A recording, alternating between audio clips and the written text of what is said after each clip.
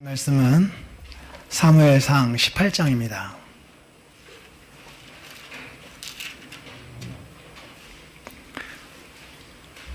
6절로 마지막 30절입니다.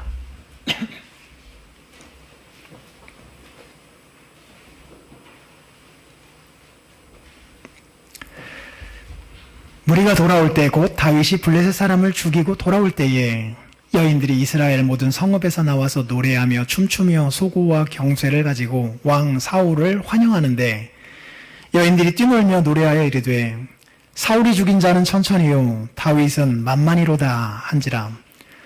사울이 그 말에 불쾌하여 심히 노하여 이르되 다윗에게는 만만을 돌리고 내게는 천천만 돌리니 그가 더 얻을 것이 나라 말고 무엇이냐 하고 그날 후로 사울이 다윗을 주목하였더라. 그 이튿날 여호와께서 부리시는 악령이 사울에게 힘있게 내림에 그가 집안에서 정신없이 떠들어대므로 다윗이 평일과 같이 손으로 수금을 타는데 그때에 사울의 손에 창이 있는지라. 그가 스스로 이르기를 내가 다윗을 벽에 박으리라 하고 사울이 그 창을 던졌으나 다윗이 그의 앞에서 2번 피하였더라. 여호와께서 사울을 떠나 다윗과 함께 계심으로 사울이 그를 두려워한지라.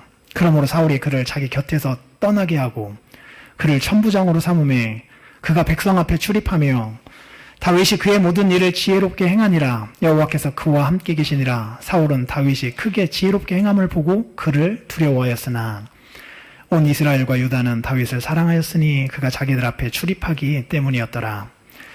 사울이 다윗에게 이르되 내 맏딸 메랍을 내게 아내로 주리니 오직 너는 나를 위하여 용기를 내어 여호와의 싸움을 싸우라 하니 이는 그가 생각하기를 내 손을 그에게 대지 않고 블레셋 사람들의 손을 그에게 대게 하리라 함이라. 다윗이 사울에게 이르되 내가 누구며 이스라엘 중에 내 친속이나 내 아버지의 집이 무엇이기에 내가 왕의 사위가 되리이까 하였더니 사울의 딸 메랍을 다윗에게 줄 시기에 무올라 사람 아드리엘에게 아내로 주었더라. 사울의 딸 미갈이 다윗을 사랑하며 어떤 사람이 사울에게 알린지라 사울이 그 일을 좋게 여겨 스스로 이르되 내가 딸을 그에게 주어서 그에게 올무가 되게 하고 블레셋 사람들의 손으로 그를 치게 하리라 하고 이에 사울이 다윗에게 이르되 내가 오늘 다시 내 사위가 되리라 하니라. 사울이 그 신하들에게 명령하되 너희는 다윗에게 비밀히 말하여 이르기를 보라 왕이 너를 기뻐하시고 모든 신하도 너를 사랑하나니 그런즉 네가 왕의 사위가 되는 것이 가하니라 하라. 사울의 신하들이 이 말을 다윗의 귀에 전하매 다윗이 이르되 왕의 사위 되는 것을 너희는 작은 일로 보느냐 나는 가난하고 천한 사람이라 한지라. 사울의 신하들이 사울에게 말하여 이르되 다윗이 이러이러하게 말하더이다 하니 사울이 이르되 너희는 다윗에게 이같이 말하기를 왕이 아무것도 원하지 아니하고 다만 왕의 원수의 보복으로 블레셋 사람들의 포피 100개를 원하신다라 하였으니 이는 사울의 생각에 다윗을 블레셋 사람들의 손에 죽게 하리라 함이라. 사울의 신하들이 이 말을 다윗에게 아뢰매 다윗이 왕의 사위 되는 것을 좋게 여김으로 결혼할 날이 차기 전에 다윗이 일어나서 그의 부하들과 함께 가서 블레셋 사람 200명을 죽이고 그들의 포피를 가져다가 수대로 왕께 드려 왕의 사위가 되고자 하니 사울이 그의 딸 미갈을 다윗에게 아내로 주었더라. 여호와께서 다윗과 함께 계심을 사울이 보고 알았고 사울의 딸 미갈도 그를 사랑하므로 사울이 다윗을 더욱더욱 두려워하여 평생에 다윗의 대적이 되니라. 블레셋 사람들의 방백들이 싸우러 나오면 그들이 나올 때마다 다윗이 사울의 모든 신하보다 더 지혜롭게 행하매 이에 그의 이름이 심히 귀하게 되니라. 아멘. 기도하겠습니다. 거룩하신 하나님, 이렇게 복된 날 우리들이 삼위일체 하나님께 예배하오니 우리의 생각, 우리의 마음 하나님께만 한결같게 올리게 하여 주시옵소서. 그런 우리의 예배 하나님이 받으시옵소서. 우리를 향하여 주의 말씀 우리의 마음에 새겨 주시옵소서. 주의 긍휼과 도움을 구하고 있는 우리들 그리고 이 나라 사람들 그리고 바다 건너 모든 어려움 가운데 있는 사람들 위에 자비로우신 하나님의 성품을 드러내 보여주시옵소서. 예수님 이름으로 기도합니다. 아멘.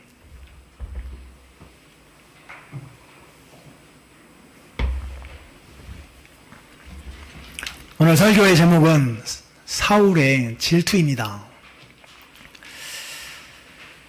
성경에 시기와 질투라는 말이 나옵니다. 많이 나와요. 긍정적으로 사용되는 경우도 있습니다. 주로 열심, 열정, 의미를 담습니다. 하나님에게도 적용됩니다. 하나님은 질투하는 하나님이시다라고 십계명이 말씀하고 있지 않습니까? 출애굽기 20장 5절입니다. 성령 하나님이 우리 안에서 시기하기까지 우리를 사랑하신다라고 야고보 선생은 말씀합니다. 야고보서 4장 5절이에요. 심지어 하나님은 질투를 사용하셔서 일하기도 하셔요. 우리는 로마서에서 이 사실을 배웠습니다. 이방인의 구원이 이스라엘에게 질투가 되어서 그들도 예수님을 믿고 돌아오게 되는 계기를 삼지 않았습니까? 로마서 11장 11절입니다. 이러한 긍정적으로 사용된 경우들이 많이 있음에도 불구하고, 그러나 성경에 기록된 시기와 질투라는 말 대부분은 부정적으로 나오고 있습니다. 이것으로 말미암아 다툼과 갈등이 생기고 결국은 살인까지 발생합니다. 개인과 개인이, 집안과 집안이, 나라와 나라가 분쟁하게 되는 결정적인 계기가 질투로 말미암는다라고 하는 것을 성경은 가르쳐주고 있습니다. 사실 질투는 우리가 생각하는 것보다 훨씬 교묘하게 숨겨져 있습니다. 그래서 잘 발견되지 않는 특징이 있어요. 이것을 알아야 합니다. 알아야 해요. 그래야 싸울 수가 있어요. 모르면 당해요. 우리가 생각하는 것보다 훨씬 심각한 결과를 초래합니다. 이것도 알아야 해요. 그래서 어쩌면 숨어 있는 것일 수도 있어요. 그래서 사탄이 즐겨 사용하는 비밀 무기라니까요. 십계명처럼 이렇게 과격하게 겉으로 드러나진 것들, 대놓고 하는 우상숭배, 대놓고 하는 불효, 대놓고 하는 살인, 간음, 도둑질, 거짓말, 이런 모습으로 나타나진 않지만 저 뒤에서 이 모든 것들을 쏘아 올리게 하는 그 근본 힘으로 작용합니다. 질투가 말입니다.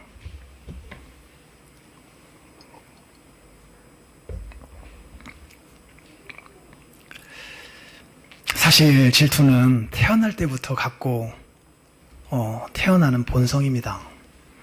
질투 없이 살아갈 수 있는 사람은 없어요. 아이들을 키워본 사람들은 압니다. 인간의 아주 근본적인 감정이 질투이고 죄로 나아가게 하는 근원적인 원천이 질투이기도 합니다. 그래서 우리는 이 문제를 잘 살펴야 합니다. 신앙생활 잘하기 위해서예요. 우리 신앙생활이 잘하게 하기 위해서 이 부분을 진지하게 살필 필요가 있습니다. 로이드 존슨 목사님이 목회하셨던 웨스트민스터 채플 후임으로 그 RT 켄달이라고 하는 목사님이 오셔서 목회를 하셨어요. 그분이 질투라는 책을 쓰셨습니다. 시중에도 번역되어 있어요.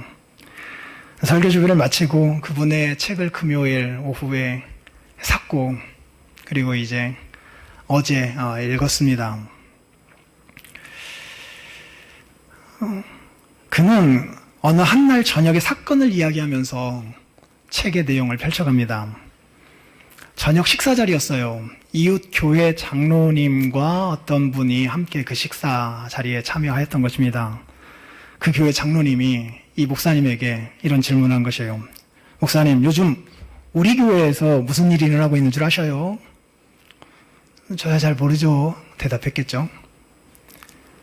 장로님이 말씀하셨습니다. 정말 특별한 성령의 역사가 일어나고 있습니다. 목사님은 이 일을 어떻게 생각하세요? 라고 물었던 것이에요.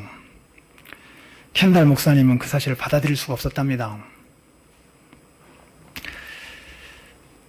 저렇게 성경에 충실하지도 아니한 교회, 그리고 신학에 있어서도 우리랑 같이 할 수 없을 것 같은 어떤 모습을 가지고 있는 교회뿐만 아니라 성도들에게 있어서도 전도하는 일에 저들 교회보다도 배나 더 열심을 가지고 그 전도하며 살았던 우리 교회를 제치고 정말로 성령 하나님이 저 교회에 나타나셔서 역사하셨을까? 그럴 일은 없을 것이다 라고 생각한 것이에요.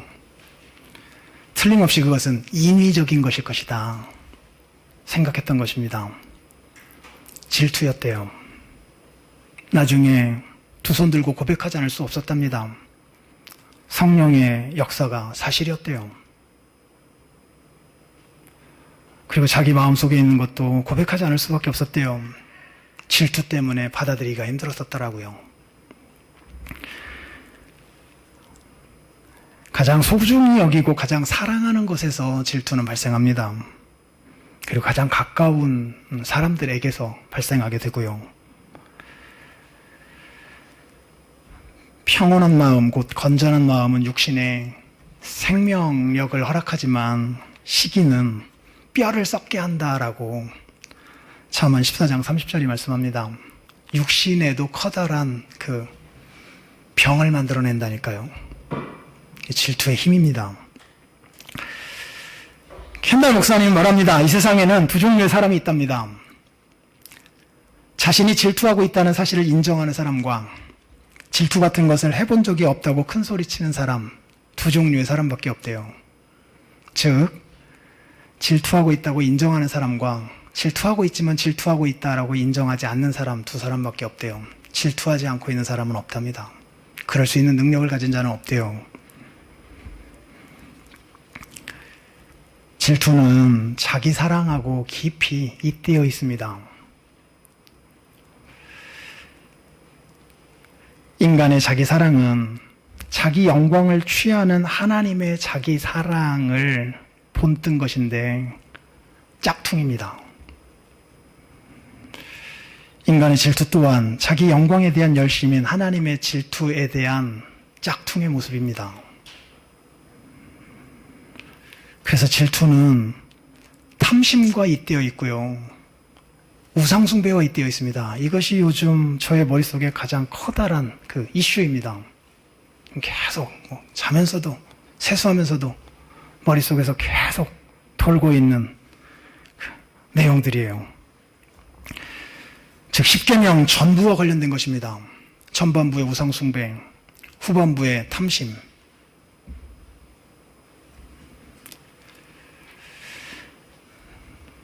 누군가를 인정하려 하지 아니하는 태도, 우리 모두에게 있는 거잖아요. 그 이면에 질투가 있을 수 있습니다. 늘 경쟁으로만 생각하는 태도, 빼앗기지 않으려고 취하는 악한 생각들, 빼앗으려고 취하는 악한 계교들, 너무 갖고 싶지만 가질 수 없는 형편 때문에 자기를 비관하는 것, 혹은 그것을 가진 사람들의 그 형편을 비하하는 것, 저건 틀림없이 진짜가 아닐 거야. 부모 잘 만나서 그렇게 된 걸 거야. 하면서 비하하는 것들 있잖아요. 모두 그 질투와 잇대어 있습니다.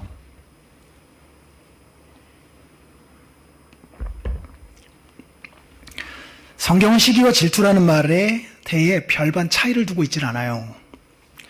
그러나 통상적으로 보면 시기와 질투는 좀 다른 개념처럼 사용하곤 합니다. 시기를 시샘 같은 걸로 본다면 질투는 그보다 조금 더 한 단계 발전된 모습으로 보면 될 것 같아요. 켄달 목사님은 이렇게 말합니다. 시기와 질투를 다음과 같이 구분하고 있어요. 시기가 누군가의 소유에 초점을 맞추는 경향이 있다면 질투는 보통 누군가를 향한 적대감까지 포함하는 개념이다. 시기가 다른 사람이 가진 것을 탐내는 것이라면 질투는 그 사람이 상처받기 바라는 것이다. 시기가 다른 사람의 은사나 재능을 부러워하는 것이라면 질투는 그 사람이 그것을 잃어버렸으면 하고 바라는 것이다. 시기는 이웃의 번쩍이는 새 차가 좋아 보이고 질투는 그것에 흠집이 생기거나 망가졌으면 하는 바람을 갖는다. 시기가 친구처럼 새 집에서 살고 싶은 것이라면 질투는 그 집에 불이 나기 바라는 것이다.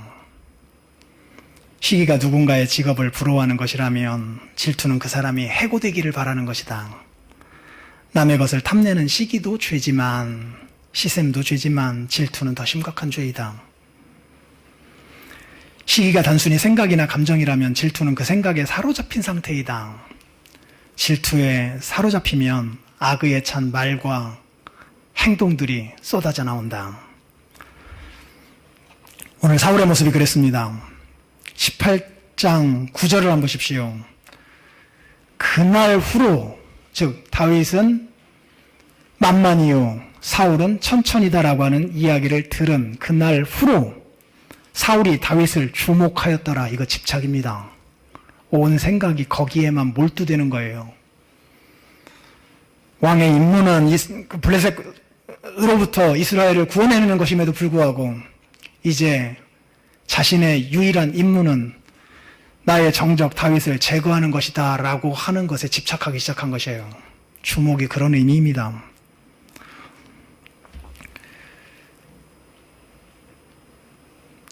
생각이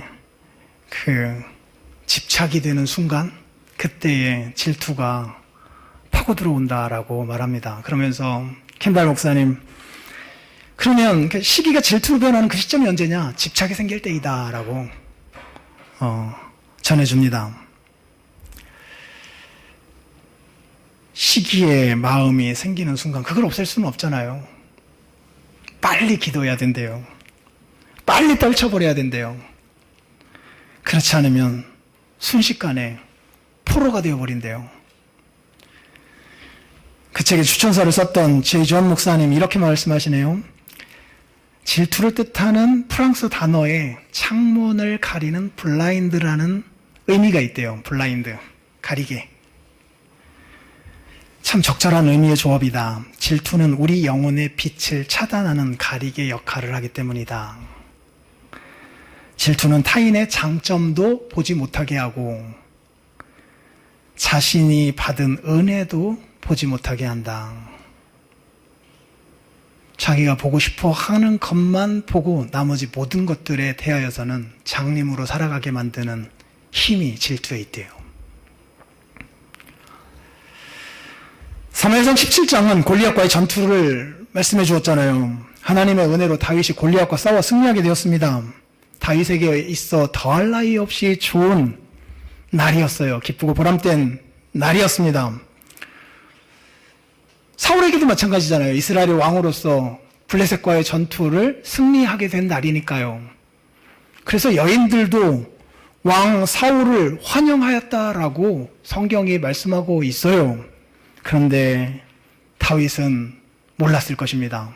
이 일로 말미암아 앞으로 자신이 겪게 될 고통이 얼마나 컸을지를 말해요. 사울의 질투로 말미암아 시작된 것입니다. 이후로 10여 년간 죽음의 고비들을 수없이 지나가야만 했습니다. 사실 사무엘상 15장부터 사울은 매우 예민해져 있었어요. 하나님이 사무엘을 통하여서 이렇게 말씀하셨기 때문이에요.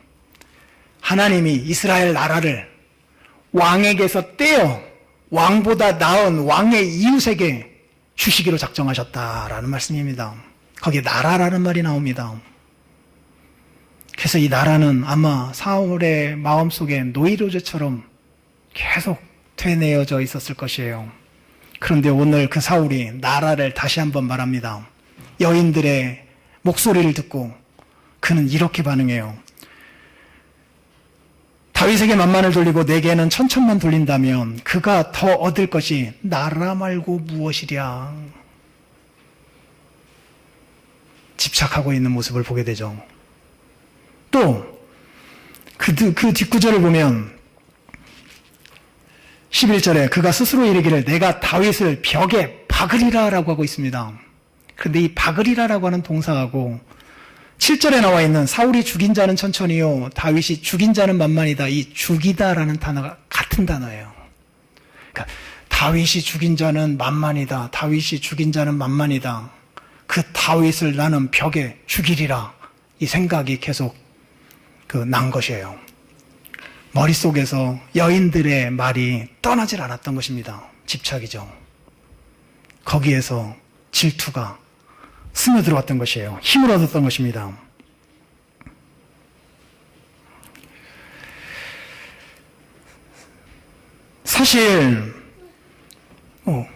사실 사울은 블레셋과의 전쟁에서 이겼잖아요. 그래서 다윗은 사울에게 있어서 더할 나위 없이 고마운 사람이에요. 그런데 싸움 마치고 돌아오는 길에 여인들의 이 노랫소리가 사울의 심기를 불편하게 만든 거예요. 그러나 생각해 보세요. 이 전쟁에서만큼은 여인들의 노랫소리 그냥 받아줄 수 있잖아요. 왜냐하면 골리앗이 그렇게 이스라엘을 골탕 먹일 때 사울 못 나갔잖아요. 다윗이 나가서 이긴 거 아니에요. 그러니까 인정해 주면 되잖아요.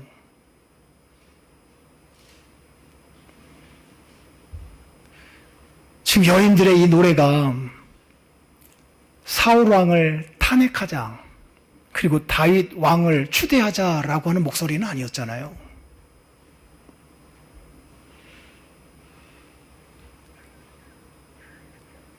그냥 스쳐 지나가는 소리로 들을 수도 있었습니다. 사울은 그렇지 못했어요. 질투가 났습니다. 그래서 창을 던져버렸어요. 근거리에서요. 살인하려 했던 것입니다. 사실 이 순간 기도해야 될 타이밍이거든요. 뭔가 시샘이 집착을 통해 질투로 나아갈 그때에 기도하면서 하나님 도와주세요. 매달려야 할 그 시점인데 사울은 그러지 못했어요. 하나님의 말씀을 통하여 자신을 비추어 보아야 할 때였습니다. 그러지 못했어요. 육신의 본성이 요구하는 대로 끌려갔어요. 그러자 하나님이 부르시는 악령이 사울에게 힘있게 내려집니다. 하나님이 선한 사울에게 악을 행할 리가 없으셔요. 사탄이 이 틈을 타고 사울에게 달려들었던 것이에요. 하나님은 베푸시던 은혜를 잠시 거두신 것이고요. 사탄은 하나님의 사람들이 질투에 사로잡히기만을 기다리고 있다니까요. 그때가 그들을 송두리째 낚아챌 수 있는 기회임을 누구보다도 잘 알기 때문입니다. 사자 같은 맹수를 하더라도 부상을 입게 되면 일시에 하이에나나 들개 같은 짐승들이 몰려들기 시작합니다. 그때 빼고는 이길 수가 없거든요. 주검이 있는 곳에 독수리가 기가 막히게 찾고 다가옵니다. 사탄도 마찬가지예요. 평상시에는 그냥 어스렁거리다가 성도들이 질투에 사로잡히게 되는 순간 비상령을 발동하여 전투태세를 취합니다. 몇 년을 미혹해도 얻지 못할 성과를 단 며칠 만에 얻을 수 있는 절호의 기회이기 때문이에요. 십계명 전부를 어기게 만들 수 있는 절호의 기회이기 때문입니다. 그래서 야고보 선생은 이렇게 말합니다. 우리 마음에 독한 시기와 다툼이 있다면, 시기와 다툼은 있대요. 시기는 갈등과 다툼, 애로 나아가는 그 유전자를 갖고 있답니다. 그때에 진리를 거슬러 거짓말하지 말아라. 시기 때에 거짓말도 만들어내고 싶은 유혹이 많이 생겨납니다. 시기가 가는 방향은 진리가 아닌 것이에요. 거기에서 온갖 교묘한 생각들이 생산됩니다. 질투 잘하라고 아주 똑똑한 사탄이 우리에게 공급해 주고 있는 무기들이에요. 상상 속에서 만들어내는 그 계교들 말이에요. 그때 야고보 선생은 이렇게 말씀합니다. 이러한 지혜는, 이 악한 지혜를 말해요. 위로부터 내려온 것이 아니다. 땅 위에 있는 것이다. 정욕의 것이다. 마지막으로 귀신의 것이다 라고 말합니다. 악한 영들의 것이래요. 악한 영이 우리의 정신과 마음을 사로잡아 질투의 불을 크게 사르고 있다라는 것이래요. 그래서 마지막으로 이렇게 말씀하셔요. 시기와 다툼이 있는 곳에는 혼란과 모든 악한 일이 있다. 정신적으로 건전한 판단을 할 수 없게 되는 거예요. 혼란이죠. 그래서 이제 온갖 악한 말과 행동들을 쏟아내기 시작합니다. 평강은 사라지죠. 질서도 없어요. 정상적인 생각도 사라집니다. 그 자리를 혼란이 차지합니다. 거짓이 차지해요. 그러면 바로 악한 일을 생각하고 그리고 실행해요. 그 실행의 목표는, 즉 질투의 끝은 질투하는 대상을 없애는 거예요. 질투의 목표는 살인입니다. 나의 것을 빼앗으려 했던 상대의 목숨을 빼앗는 거예요. 그 살인의 칼날은 이런 상황을 나에게 준 하나님에게까지 향하게 되어 있어요. 이것이 무서운 것이에요. 그래서 질투에 사로잡히는 순간 그 하나님 보기 싫어집니다. 하나님 말씀 듣기 싫어져요. 하나님이 뭐라 말씀하셔도 자신은 자신의 목표를 이루고야 말겠다라는 생각이 듭니다. 즉 자신 위에 아무도 없는 그 신이 되어보고 싶어 하는 마음이 부추겨져요. 우상숭배죠. 질투의 완성은 우상숭배입니다. 자신을 상대보다 더 우위에 두는 것이요, 동시에 궁극적으로는 하나님보다 더 우위에 두고 싶은 일을 이루려고 하는 것이에요. 사탄이 우리를 데려가려고 하는 바가 이곳입니다. 질투와 타락에 대해서 한번 생각해 봅시다. 우주 최초의 타락이 어떻게 시작되었습니까? 우주 최초의 타락 말이에요. 사람이 만들어지기 전에 이루어졌었습니다. 어떻게 해요? 천사의 타락이 있었잖아요. 루시퍼요. 계명성이라고 불리기도 하죠. 그가 타락하였습니다. 그래서 하늘에서 쫓겨났어요. 이유가 뭡니까? 이사야서 14장 13절 14절은 이렇게 말씀합니다. 너가 너 마음에 이르기를 내가 하늘에 올라 하나님의 뭇별 위에 내 자리를 높이리라. 내가 북극 지폐의 산 위에 앉으리라. 가장 높은 구름에 올라가 지극히 높은 이와 같아지리라 라고 하는 마음을 품은 거예요. 자기보다 높은 하나님을 바라보며 그 하나님께 영광을 돌리기를 거부하고 나도 저분처럼 저렇게 최고 높은 자리에 올라가 보고 싶다라고 하는 셈이 난 겁니다. 질투에서 비롯되었어요. 사탄은 하나님의 자리를 탐낸 겁니다. 하나님을 질투했어요. 그 결과 하늘로부터 쫓겨났습니다. 인류 최초의 타락은 어떻게 시작되었습니까? 하나님과 같이 데려다가 하늘로부터 쫓겨나버린 사탄이 에덴 동산에서 하나님의 사랑을 받고 있는 하나님의 사람들 아담과 하와를 보며 질투한 거예요. 그래서 그들을 유혹했습니다. 유혹했던 것은 다른 게 아니라 자기가 하나님 앞에서 쫓겨나게 되었던 그 똑같은 거였어요. 하와의 마음속에 하나님과 같이 되고 싶어하는 그 마음을 부추긴 거예요. 하나님이 하라 하면 하고 하나님이 하지 말라 하면 하지 말아야 하고 하나님이 먹으라 하면 먹고 먹지 말아야 하면 먹지 말아야 하는 자기의 신세를 처량하게 여기게 한 거예요. 나도 내가 결정하여서 먹고 싶은 건 먹고 싶지 않은 것은 안 먹고 살아가는 사람 되고 싶어진 거예요. 그런데 선악과는 보암직도 하고 먹음직도 한데 하나님은 그것을 못하게 막으셨잖아요. 하나님과 같이 되고 싶은 마음을 부추긴 것입니다. 질투이죠. 그래서 에덴에서 쫓겨났습니다. 인류 최초의 타락도 질투와 잇대어 있었다라고 하는 것 우리들이 기억해야 합니다. 질투와 살인에 대하여 살펴봅시다. 인류 최초의 살인은 어떻게 발생했습니까? 가인과 아벨에게서 생겨났잖아요. 가인도 하나님께 잘 보이고 싶었어요. 자신의 노력으로 얻은 것을 가지고 하나님께 제사를 드리려 했어요. 아나니아와 삽비라처럼 가지고 있는 것 중에 얼마 감추고 드리고 이런 거 하지 않았습니다.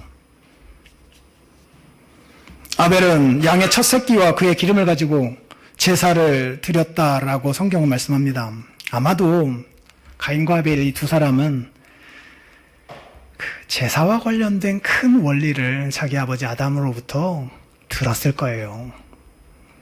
아담은 죄로 말미암아 쫓겨났지만 하나님의 은혜로 쫓겨난 곳에서도 보호를 받으며 살아갈 수 있었는데 그 방편이 뭐였습니까? 가죽옷이었잖아요. 가죽옷은 어떻게 만들어졌겠어요? 어떠한 짐승을 희생시켜서 피를 흘리고 그것으로 말미암아 대신 자기가 보호함을 받게 된 거잖아요. 이런 것들을 통하여서 하나님께 나아갈 때는 우리의 공로가 아니라 하나님이 주시는 그 은혜를 기다리며 이 피의 제사를 드려야 하는 것이 맞다라고 하는 것을 가르치지 않았었나 싶어요. 그래서 양의 첫 새끼 뭐 이런 어떤 것들을 보면 기름 뭐 이런 것들을 보면 뭔가 정성을 기울이는 그 조항에 굳건히 충실하는 아벨의 모습을 보게 됩니다. 가인은 그것보다는 내가 직접 농사짓고 내가 힘써서 수고한 이것을 가지고 하나님께 나는 그 제사를 드리겠다라고 하는 방편을 택하였던 것 같아요. 어찌되었든 하나님이 아벨과 그의 제사는 받으시고 가인과 그의 제사는 받지 않으셨어요. 그럴 수 있잖아요. 그때 그러면 가인은 이렇게 하면 되잖아요. 왜 안 받으셨습니까? 물어보고 이런 것 때문이란다. 아버지로부터 못 들었느냐. 하나님 말씀하시면 아 그러셨군요. 제가 잘못했습니다. 내가 나의 행위를 의지하고 하나님의 은혜를 의지하지 않았습니다. 다음부터는 이런 걸 갖고 주 앞에 제사 드리겠습니다 하면 끝나는 거잖아요. 그럴 수가 없었어요. 질투 때문입니다. 나보다 내 동생이 하나님께 인정받았다라고 하는 사실에서 생겨난 질투 때문이에요. 그래서 그는 분노했습니다. 얼굴빛이 달라졌어요. 도끼가 서리기 시작했습니다. 아벨과 하나님을 향하여 동시에 변한 그의 얼굴이에요. 하나님은 그런 가인에게 돌이킬 수 있는 기회도 주셨어요. 찾아오셔서 너가 분하여 함은 어찌 무엇 때문이냐? 안색이 왜 변했느냐? 라고 하시며 결정타를 날리셨어요. 돌이킬 수 있는 기회입니다. 죄가 너를 원하나 너는 죄를 다스려라. 질투를 타고 죄가 너를 지금 잡아먹으려고 하고 있다. 그러니 죄를 다스려라. 말씀해 주셨습니다. 가인은 그럴 수가 없었어요. 질투가 그것을 허락하지 않았습니다. 판단력이 어려졌어요. 악한 생각이 쑥 들어왔습니다. 그래서 동생을 죽여버렸어요. 아벨이 가인을 약 올렸다? 그래, 나는 하나님께 인정받았는데 너는 쌤통이다? 뭐 이런 말 한 적이 성경에 나와 있는 거 없어요. 동생이 형에게 악을 행했다라는 기록도 없습니다. 그냥 그것과 상관없이 하나님께 인정받은 아벨이 싫었던 것이에요. 질투했습니다. 저 아벨만 없었어도 하나님의 인정은 자기 차지였을 것이다라는 생각도 들었을 거예요. 그래서 그를 죽여버렸습니다. 죽음이 무엇인지도 몰랐던 시대에 사람을 죽이는 자가 되었어요. 인류 최초의 살인은 아주 작은 일상의 질투에서 비롯되었습니다. 그것도 하나님께 받은 은혜 때문에 생겨난 거예요. 성도가 된 이후에도 질투에 자유롭지 않음을 생각하게 만들어줍니다. 성도가 된 이후에도 사탄은 이것을 즐겨 우리 안에서 사용하고 있는 무기임을 생각하게 만들어줘요. 하나님의 은혜라고 하는 가장 좋은 것조차도 질투거리가 되게 해서 하나님 가장 싫어하시는 생명을 해하는 일을 하고야만은 사탄의 이 집요함과 교묘함을 동시에 보게 됩니다. 그래서 잘 살펴야 된대요. 질투의 그 대부분은 성경에서 가정에서 시작됩니다. 가인과 아벨, 에서와 야곱, 사라와 하갈, 다 가정 안에서 시작돼요. 부모의 편애는 그래서 자녀들의 질투를 자극하고 그래서 그들의 인생을 망치는 어떤 것 될 수 있다라고 하는 것 늘 우리들이 긴장하면서 하나님 앞에 기도하며 살아야 합니다. 그러니 동시에 그것은 뭐 바다 건너 남의 교회 뭐 이런 데 생겨나는 것이 아니라 같이 신앙생활을 하고 있는 교회 안에서 생겨나기가 쉬워요. 새롭게 하소서 같은 데에서 주로 내용이 그렇잖아요. 정말 그렇게 큰 고난 가운데 있다가 하나님을 크게 만나고 그래서 은혜를 받고 하나님 앞에 그 이후에 정말 큰 복을 받았더라. 큰 깨달음을 얻게 되고 사업도 잘 되고 자녀들도 하나님이 똑바로 세워주셔서 시대에 훌륭하게 쓰임받는 종들로 이렇게 세워주셨다. 뭐 이런 이야기를 우리들이 듣잖아요. 참 감사하잖아요. 감동이 되잖아요. 똑같은 이야기를 구역 식구한테 듣는다 생각해 보세요. 감사하면서 왠지 속이 쓰려지기 시작하잖아요. 질투는 가까운 사람에게서 생겨납니다. 사울도 하나님께 잘 보이고 싶었고 백성들에게도 인정받고 싶었어요. 그러나 그러지 못했습니다. 반면 자기보다 한참 어리고 천한 다윗은 하나님과 사람들에게 인정받고 있었던 거예요. 질투가 났습니다. 그래서 사탄의 종으로 전락해 갑니다. 질투와 두려움이나 불안과의 관계에 대하여서도 한번 생각해 봅시다. 오늘 본문을 보면 하나님이 다윗과 함께 하셨다라는 말씀이 3번이나 나옵니다. 12절, 14절, 28절. 그리고 바로 이어 사울이 다윗을 두려워했다라는 말씀이 연달아 3번 나옵니다.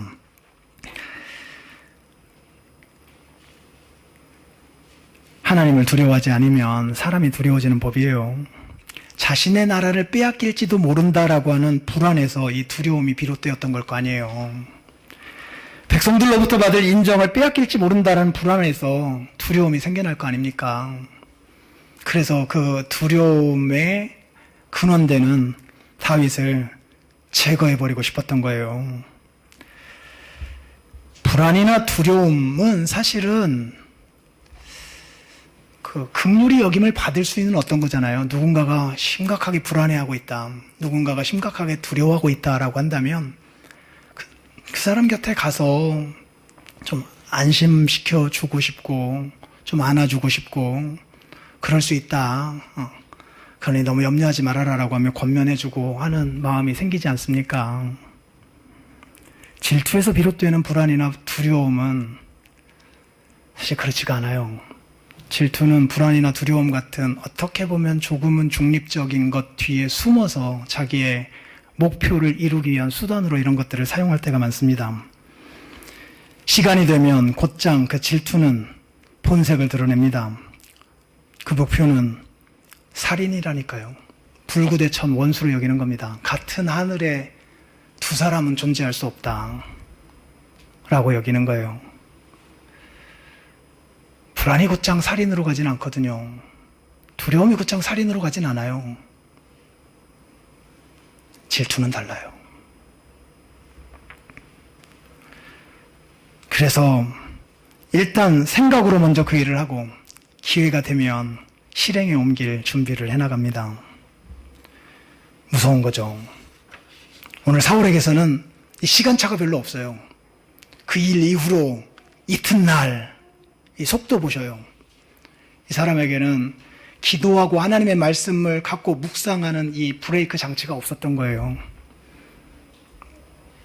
우리들은 그래도 믿음으로 살아가기 때문에 이런 것들이 급속도로 우리 안에 치고 들어오지 않는 거예요. 하나님의 은혜이기도 합니다. 동시에 질투와 변덕스러움에 대해서도 생각해 보자고요. 혼란스럽기 때문에 변덕도 심해지는 겁니다. 첫째 딸 메랍을 죽였다고 해놓고 사울이 요구한 조건을 다 충족시키자 바로 그 모올라 사람 아드리엘, 아마도 메랍의 연인이었겠죠. 그 사람에게 줘버려요. 변덕이잖아요. 자기가 다윗을 죽이려고 그렇게 했다가도 요나단이 왜 그렇게 했느냐라고 하니까 아이고 내가 잘못했다라고 또 돌아서요. 그리고 곧장 또 미친 듯이 죽이려고 덤벼들어요. 변덕스러워요.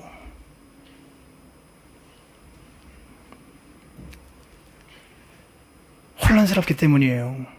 뭔가 사로잡혀 있는 모습이기 때문입니다. 판단력이 흐려졌기 때문이에요. 하나의 목표만을 향해 달려가는 짐승이 되어버리는 거예요. 질투의 무서움입니다. 동시에 질투할 때의 악한 생각들, 그 수작들이 그 연기처럼 피어오른다니까요. 우리 마음속에요. 오늘 보세요. 아니, 사랑하는 남자가 있었는데 그 딸을 다윗에게 주려고 하잖아요. 이런 아버지가 어디 있습니까? 주려고 했던 이유는 뭐예요? 다윗 죽이려고 그랬던 거잖아요. 미갈이 다윗을 좋아했어요. 그때 사울이 좋아합니다. 이상한 아버지죠. 왜요? 그것을 기회 삼아서 다윗을 죽일 수 있다고 생각하였기 때문이에요. 전쟁터에 내보내가지고 지금 혼수품 준비하라고 전쟁터에 보낸 거잖아요. 거기 포피 이야기가 나오는데 보통은 전쟁에서 두피를 가져오잖아요. 머리들. 근데 그게 뭐 너무 많으니까 포피를 얘기한 거예요. 포피는 뭐 남자의 생식기를 말하는 건데 왜 그랬을까? 그 블레셋 사람들은 할례를 받지 않은 사람들이잖아요. 그러니까 그 사람들을 몇 명 죽였는지 가장 손쉽게 구분할 수 있는 증거물이 포피였겠죠. 블레셋 사람들 죽인 증거물이요. 아니, 그렇게 해서 다윗이 죽으면 자기 딸은 뭐가 되는 거예요? 과부 되는 거잖아요. 이런 거 생각 안 해요. 오로지 그 하나의 목표를 위해서 온갖 상상을 총동원하여 그 꽃을 피워갑니다. 그래서 말이에요. 질투할 때 생각은 잠도 안 자요. 물 들어올 때가 이때다라고 생각하며 이때야말로 노저울 때이다라고 하고 온갖 힘을 다 기울여 상상 속에서 뭔가를 만들어냅니다. 평상시 욕하지 않던 사람이 이때만큼은 거침없는 욕이 쏟아져 나와요. 악한 말들도 쏟아져 나옵니다. 사활이 달린 전투임을 알기 때문이에요. 그래서 질투하는 사람들의 주변에 있는 사람들은 괴로워요. 그와 함께하기가 어렵습니다. 사랑으로 그를 대하여도 의심으로 전락되기 쉬워요. 변덕은 죽을 듯하고요. 그러니 어떻게 그 주변에 사람이 붙어 있을 수 있겠어요? 사울 곁에 점점 더 사람들이 떠나가고 있잖아요. 요나단은 그래도 신앙의 사람이라 아버지를 향한 효도를 끝까지 갖고 가려고 하지만 그래서 중심의 사랑은 다윗을 향하고 있고요. 그의 몸으로 낳은 미갈도 아버지 사울이 아닌 다윗에게 사랑을 주고 있고요. 그의 백성 이스라엘 백성들도 사울이 아닌 다윗에게로 점점 더 마음이 떠나가고 있는 모습을 보게 되잖아요. 질투하면 외로워요. 오늘날 이 시대는 그런 육신의 본성, 그 질투, 그래서 그것을 육신적으로 한번 속 시원하게 터뜨려버리는 일을 도모하고 그것을 완벽하게 계획해서 완벽하게 실행함으로 완전한 복수를 이루어내는 것이 더 글로리, 영광이라 생각하는데 자기도 죽고 누군가도 죽이는 죽음의 길이에요. 하나님의 길이 아니에요.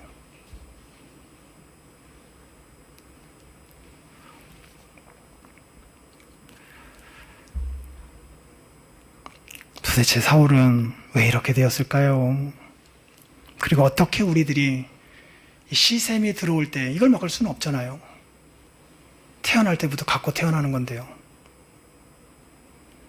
어떻게 이길 수 있을까요?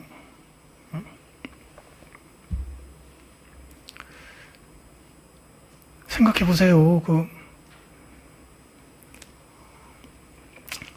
어느 한 성도가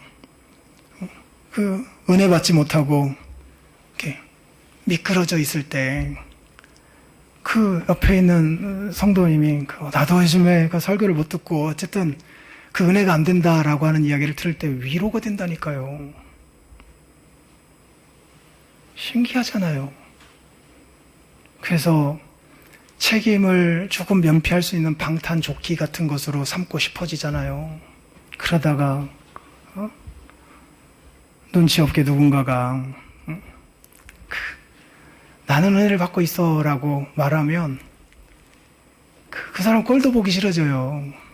너 잘났어 라고 하고 싶어진단 말이에요.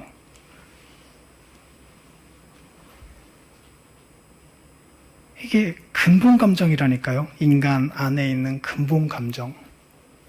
그 성화를 이루지 못하게 하는, 죽을 때까지 우리의 발목을 붙잡고 있는 그 자기 사랑, 교만, 탐심과 같은 아주 근본적인 감정이 질투예요. 이거를 없앨 수는 없지만 들어오려고 할 때 사실 차단해야 돼요. 근데 그리고 그걸 차단하기 위해서는 하나님의 말씀을 듣는 일이 필요하다니까요. 사울이 왜 이렇게 되었어요?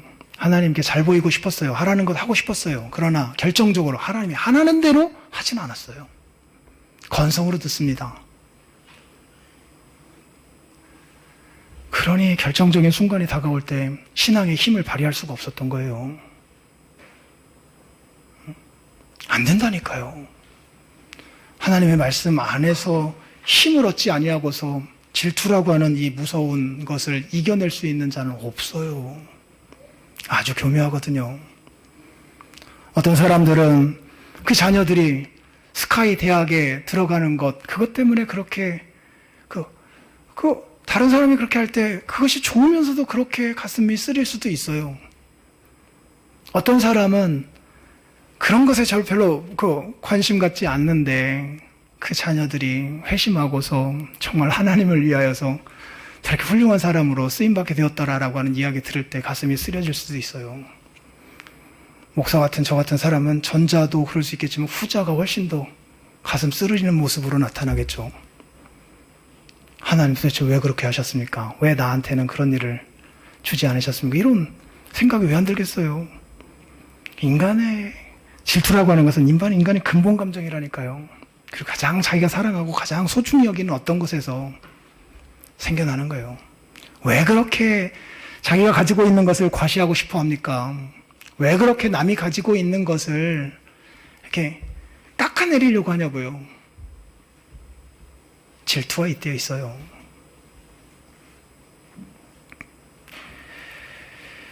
그리고 이 모든 것들을 이겨낼 수 있는 힘은 하나님 말씀이라니까요. 하나님 말씀이요. 거기에서 우리들이 건성으로 반응하게 될 때 현장에서 우리들은 힘없이 휩쓸려 가게 될 거예요. 마지막으로 다윗의 입장에서 한번 생각해 보세요. 질투하는 사람도 괴롭긴 하지만 질투받는 사람도 이건 보통 일이 아니거든요. 뭘 잘못했어요? 없잖아요. 그런데도 이런 일을 겪은 거잖아요. 야곱의 어머니 리브가는 작은 자가 큰 자가 작은 자를 섬기리라고 하는 주의 계시를 받았잖아요. 그건 계시이지만 그렇다고 장자권 빼앗는데 속이게 하는 일까지 하면서 그 하나님의 뜻을 이룰 수는 없는 거잖아요. 그건 아니잖아요. 거긴 자기 욕심이 발휘된 거예요.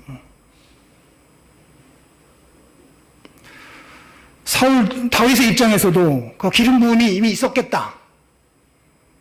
그러니까 자기가 직접 다윗을 살인하는 일을 하지 않았다 하더라도 아니 사울을 죽일 수 있는 절호의 기회가 왔을 때 말만 안 하면 됐어요. 침묵만 하면 됐어요. 자기 부하가 뭐라고 했어요? 하나님이 주신 기회입니다. 그러니 내가 가서 딱 처단하고 당신 다윗을 이 나라의 왕으로 드리겠습니다 라고 했을 때 그냥 말만 안 하면 돼요. 침묵만 했으면 됩니다. 못하게 했어요. 하나님이 원하시는 것이 아니라고 확신하였기 때문입니다. 말씀이 그를 주장한 거예요. 주의 기름 부음 받은 자를 내 손으로 제거할 수는 없다. 거기서 참았어요. 인내했어요. 옷자락 자른 걸 후회했어요. 하나님의 말씀과 더불어 살아가려고 했던 거잖아요. 시편 내 길에 빛이니이다 라고 고백하고 있어요. 한 걸음 한 걸음에 주의 등불이 필요하대요. 그렇지 않으면 헤맨대요. 에베소서 마지막에도 이 혈과 육의 전투가 아니라 영적인 악한 세력들과의 전투에서 우리에게 꼭 필요한 것은 하나님의 전신갑주라 하지 않았습니까? 그 전신갑주의 내용이 뭐였어요? 복음이었잖아요. 하나님 말씀이었잖아요. 빈틈이 있으면 곧장 날라온대요. 그런데 우리들은 한번 보셔요. 그 머리끝부터 발끝까지 복음으로 무장하여서 하루하루 그 갑옷에 그 매무새를 잘 그 채비를 하면서 확인하고 전장에 나가고 있는지, 이곳저곳 빈 곳 투성이는 아닌지, 그러면서도 나는 시기 질투 같은 것은 쉽게 이길 수 있다라고 생각하며 나아가고 있는 사람은 아닌지, 현장에 가보면 힘없이 쓰러져요. 그래서 무장해야 된대요. 무장. 주신 말씀을 붙들고 살아야 된대요. 주일에 주시는 말씀이 핵심이잖아요. 그런데 그날 듣고 월요일부터 다음 주 주일 돌아올 때까지 한 번도 생각나지 아니하고 다시 주일을 맞이하며 살아가는 방식으로는 우리가 이길 수가 없어요.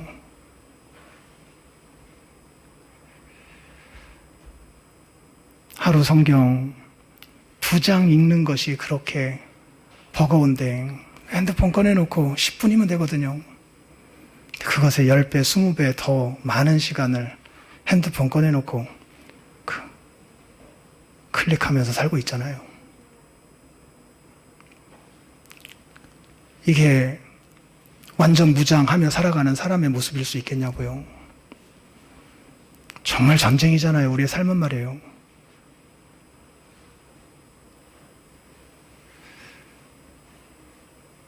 그래서 순간순간 기도하고 순간순간 하나님 주신 성경 말씀을 자기의 것으로 늘 담아가고 주신 말씀을 가슴속에 새기면서 그 순간순간 적용하고 시기가 질투로 막 발전해 가려고 할 때 회사에서라도 잠깐 엎드려 저 지하에라도 가가지고 기도하고 다시 주의 말씀이라도 잠깐 읽고 묵상하고 살려달라고 주께 붙들고 주의 말씀으로 나를 제재해달라고. 청년이 무엇으로 그 행실을 깨끗하게 하겠습니까? 주의 말씀 아니겠습니까? 라고 하며 주께 붙들고 이렇게 살아가는 것이 신앙생활이래요. 우리는 어리니까요. 부모의 손길을 많이 필요로 하는 어린 자들이니까 더 많이 하나님을 의지하며 살아가야 하는 것이래요. 근데 그런 도움이 필요 없는 나는 어른이다. 맨몸으로도 충분히 나가서 싸울 수 있다라고 생각하는 순간 실제 그 문제가 내 앞에 닥쳐졌을 때 힘없이 쓰러져요. 사울 그렇게 악한 사람 아니잖아요. 그렇게 나쁜 사람 아니잖아요. 잔머리 굴리는 사람도 아니고요. 하나님께 잘 보이고 싶었던 거예요. 근데 못 이겼어요. 질투를 말이에요. 하나님의 말씀이 우리를 주장하지 않는 한 육신의 정욕을 이겨낼 수가 없어요. 그러나 우리에게는 성령 하나님을 하나님 주셨다라고 말씀하시고 있고 성령 하나님이 우리 안에서 시기하게까지 우리를 사랑하신대요. 그래서 오늘 우리를 붙들고 일해 가시는 거예요. 그 덕분에 오늘 우리들이 쓰러지지 않고 배교하지 않고 하나님 앞에서 이렇게 살아가고 있는 거잖아요. 이런 거 잘 알고 겸손하게 어린아이처럼 살아가자고요. 불평이 아니라 감사로요. 주신 것 늘 감사히 여기면서요. 기도하겠습니다.